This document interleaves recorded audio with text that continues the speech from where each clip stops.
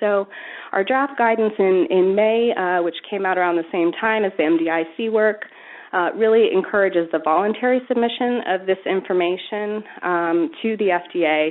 It outlines some of the characteristics we will be looking at when judging whether or not patient preference information sort of meets our general threshold for valid scientific evidence. Some recommendations for communicating this information to patients and healthcare professionals, and then some examples to illustrate how this might affect our decision making. And really the goal of this is to consider patient preference as evidence.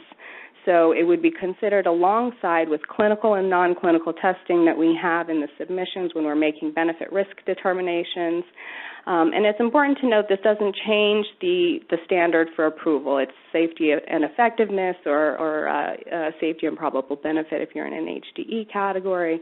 But it does provide recommendations for how to collect and submit this information to be considered as valid scientific evidence in part of our benefit-risk assessments.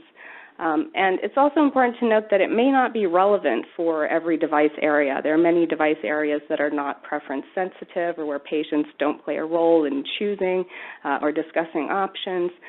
But there are a large proportion of devices where we do have preference sensitive situations, and this is where we think this kind of information could be particularly useful.